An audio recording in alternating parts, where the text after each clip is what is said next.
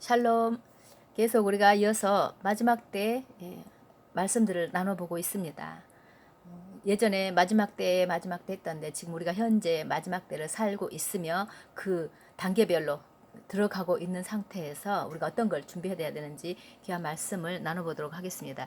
약간의 좀 어려울 수도 있겠지만 깊은 메시지를 듣고 우리가 성령으로 깨닫게 되기를 원합니다. 요한일서 1장 1절에 보면은 태초부터 있는 생명의 말씀에 관하여는 우리가 들은 바요, 눈으로 본 바요, 자세히 보고 우리의 손으로 만진 바라. 지금 예수님을 말씀하고 있는 것이죠. 생명의 말씀이라고 말씀하십니다. 지금 예수님을. 아담이 늘 지성소에서 하나님과 교제하고 있었습니다. 그런데 타락한 후에 하나님이 한시적으로 하신 것이 아브라함을 만나시고 모세를 만나시고 또 이제 그 후에 모세를 통해서 성막들, 성소, 지성소 이것을 통하여서 우리가 지성소로 들어가고자 하는 그 휘장 가운데 서게 하십니다. 이 휘장은 이기주의, 자기중심적 이기주의입니다. 선악과의 중심 사상은 자기중심적 이기주의입니다. 이제 우리는 그 바벨론 마지막 혼돈의 뿌리를 찍어버려야 합니다. 생명의 말씀이 태초부터 있었지요.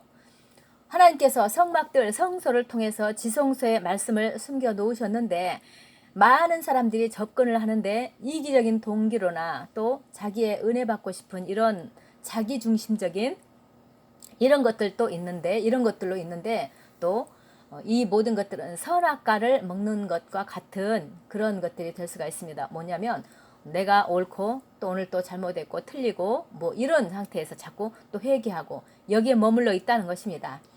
하나님의 생명의 말씀을 하나님은 베일로 숨겨 놓으셨습니다. 화염검으로 그 생명나무를 먹지 못하게 막으신 것처럼 지성소에는 자기 육신의 열심이나 은혜를 추구하고자 또 자기 문제를 가지고 오는 사람들에게는 지성소의 그 깊은 말씀은 생명을 내놓지 않습니다.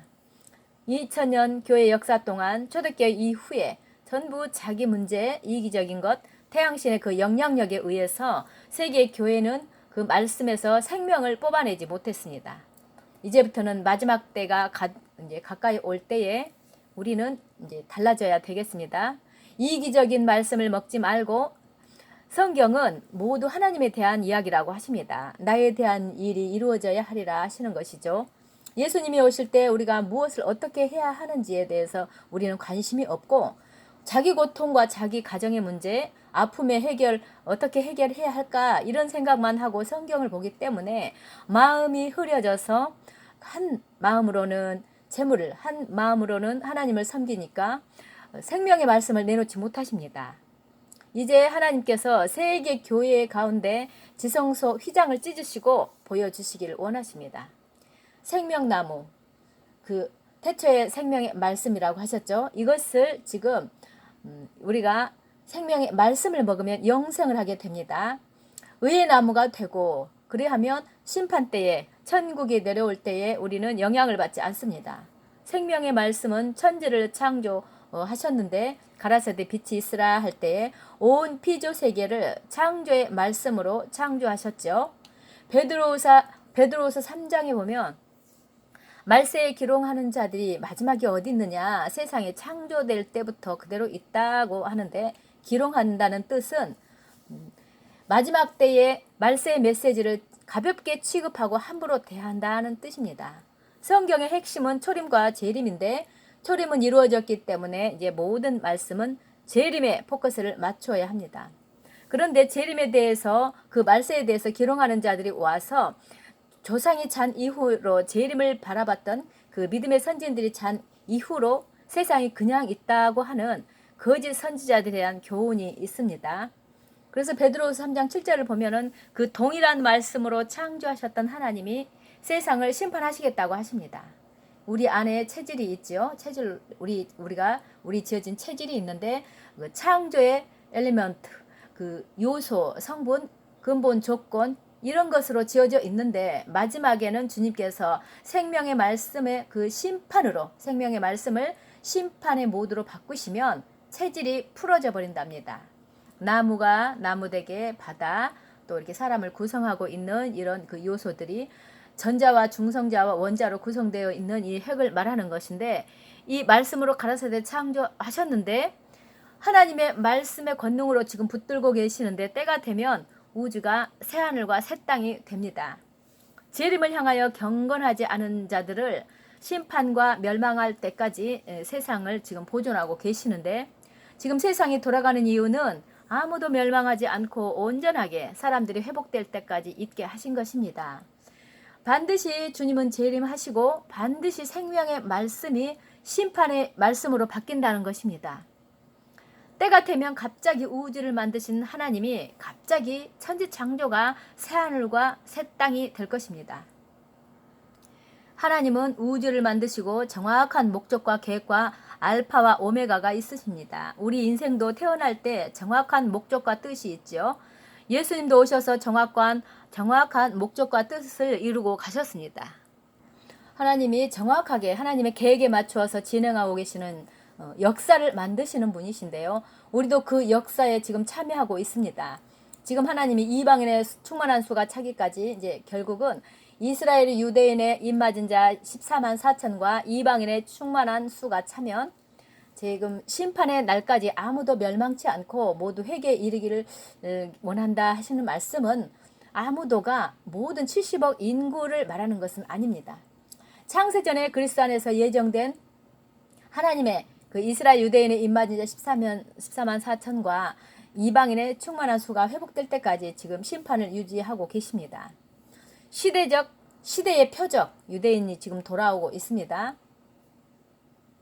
거의 모든 민족에 복음이 다 퍼져 있습니다. 우리도 곳곳에 복음을 뿌려야 합니다. 니느웨에 요나가 복음을 전했을 때 회복한 것은 니느웨였습니다. 그 땅이 복음을 받고 안 받고가 중요한 게 아니라 모든 땅에 복음의 씨앗이 뿌려지기를 원하십니다. 그들이 듣든 안 듣든 우리는 끝까지 천국 복음을 가지고 온 민족에게 이 말씀을 뿌리러 나가야 합니다. 자, 그래서 그의 생명의 말씀에 관하여는 이제 하시는데 이것을 두 가지로 볼 수가 있는데요. 창조의 말씀과 심판의 말씀입니다. 그래서 예수님께서 이 땅에 오셔서 제자들에게 만져보고 눈으로 보고 음성을 들은 바가 되었다고 하시는데, 예수님이 자기의 생명을 우리 가운데 보여주셨고 한시적으로 성막과 성전으로 또 지성소에서 항상 교제하고 싶었던 하나님의 마음, 그 마음이 모든 말씀이 예수 안에 거하셔서 예수님이 살아있는 성전으로 이 땅에 오셨습니다. 이제 이것을 본 자들에게 요한은 말하는 것입니다. 요한일서 1장 3절 우리가 보고 들은 바를 너희에게도 전함은 너희로 우리와 사귐이 있게 하려 함이니 우리의 사귐은 아버지와 그의 아들 예수 그리스도와 더불어 누림이라. 증인들이 말씀을 쓰고 우리에게 읽게 한 것은 그들이 예수님을 만져보고 본 것처럼 교제가 일어나기를 원한다는 고백이 있다고 합니다. 우리 안에도 사도들에게 나타나신 주님이 사복음서를 통해서 마지막 때에 대해서 정확하게 말씀하셨습니다. 마가복음 13장, 마태복음 24장, 누가복음 21장의 재난의 시작이라 국가의 분쟁 등, 마태복음 24장에 보면은 이 모든 것은 재난의 시작이니라 이 말씀이 있죠. 재난의 시작을 원어로 보면은 하나님 나라의 해상의 고통이라고 합니다. 그래서 그것이 잉태되고 지금 진통이 시작이 되었습니다, 여러분. 1948년 5월 14일 이스라엘이 그 나라가 다시 회복되면서부터 이미 진통이 되기 시작했죠. 그래서 하나님은 예루살렘까지 해산하기를 원하시고 예루살렘까지 또 하나님의 사람들이 그 말씀이 선포되기를 원하시고 예루살렘까지 우리 기도가 덮기를 원하는 또 하나님 그 다른 하나님의 해산의 그 기도의 처소, 말씀의 선포의 처소, 훈련의 초소가 일어나기를 원하십니다. 한국 땅에서 그 일을 시작하기 원하십니다. 자, 예수 그리스도를 믿는 모든 자들에게 예수님의 보혈로 말미암아 지성소로 들어가서 생명의 말씀을 접촉하게 되어 있습니다. 예수 그리스도죠. 요한 1서에 나오는 말이 적그리스도라는 단어가 나오는데요. 이것은 예수를 대적하는 그리스도라는 단어도 있지만 또 다른 예수 그리스도라는 말도 있습니다. 자, 이것은 사도 요한은 반모섬에서 계시록에 지금 니골라당이라는 표현을 사용했는데요. 니골라당은 지금 평신도를 지배하고 통제하고 정복하는 그것을 니골라당이라고 합니다. 사람들이 니골라라고 하는 사람이 있었다고 하는데 그것은 역사적 기록이 없습니다. 니골라당이라 하는 의미는 우리 안에 주께 기름 부음이 있어서 성령으로 인해서 우리는 이제 아무도 가르칠 필요가 없는데 지성소가 열렸잖아요. 우리는 직접 천국에 들어갈 수 있습니다. 직접 주님으로부터 말씀을 들을 수 있고 예수 그리스도와 사귈 수 있는 그 모든 길이 열려버린 것입니다. 아까 계속 지성소 이야기해 왔죠. 그런데 적그리스도 영은 교회 안에 이미 다 들어와서 성직주의를 만들어낸 것입니다. 그래서 특별한 계급이 있는 것처럼 하나님에게서 기름 부음을 독점한 것입니다. 그들이 기도해주고 안수해주고 예언해주고 병낫게해주고 황족이 된 그런 사람들이 있지요. 왜 이런 이야기를 하냐면 이제 초자연적 학교와 초자연적 예언 운동이 일어날 것인데 이 운동들을 주신 이유는 열방을 회복하기 위함이지 어떤 사역자의 기름 부음을 통해서 그들이 다른 사람을 통제하고 황족처럼 되는 것을 원하는 것이 아닙니다. 요한 1서는 니골라당 적그리스도에 대한 그 계속 경계 말씀을 하십니다. 내가 너희에게 쓰는 것은 너희가 그리스도와 직접 사귐이 있는 것이지 지금 이 말씀을 하고 싶어 하시는 것입니다. 내가 너희에게 쓰는 것은 너희가 그리스도와 직접 사귐이 있는 것이지 어떤 사역자가 안수해주고 병낫게 해주는 것이 아니다라는 것입니다. 이제 우리 안에 평신도라는 단어가 없어져야 되고 우리가 모두 사역자로 일어나야 되는 그래서 우리의 잃어버린 그것은 상속관인 것입니다. 실제 그리스도에는 그렇습니다. 우리는 그리스도인이지 어떤 사역자의 위계질서 그런 것으로 되어 있는 거 아닙니다. 오늘 우리가 주께 받은 바 기름 부음이 우리 예수 그리스도를 믿는 모든 자 안에 있습니다. 아무도 여러분을 가르칠 필요가 없어서 어떤 특별한 사람이 말씀을 해석해 주거나 여러분의 삶을 통제하거나 정복할 수 없습니다. 지성소 휘장은 이미 열려 있고 예수님은 여러분을 보혈로 전부 인치셨고 주께 받은 바 기름 부음으로 주님과 사귈 수 있습니다. 다만 어떤 사역자가 있다면 도와주고 지성소로 갈 수 있기 위한 디딤돌이 되는 것입니다. 우리는 마지막 때 전부 일어나야 합니다. 모든 그리스도인이 그리스도의 형상으로 이제 회복이 되어야 합니다. 그래서 성령께서 우리 가운데 계속 기름을 부으셔서 예수님의 중보의 자리로 끌고 가시고 중보의 자리에서 예수님을 만나면 예수님은 우리를 지성소 아버지께로 끌고 가십니다. 앞으로 이러한 회복들이 우리 교회 안에 마지막 때 있어야 할 것입니다. 샬롬. 여기까지인데요. 무슨 말씀인 줄 알겠죠? 마지막 때에 이렇게 하나님의 사람들 일어나야 된다는 것. 이미 해산의 진통은 이미 이제 시작이 진즉되었고 우리는 그 속에 들어가 있습니다. 우리가 하나하나 준비해 가면서 정말 지성소에서 예수님과 교제하는 그런 믿음이 되기 위해서 기도하고 말씀도 스스로 깨닫는 우리가 됐으면 좋겠습니다. 저도 요즘에 말씀을 읽는데요.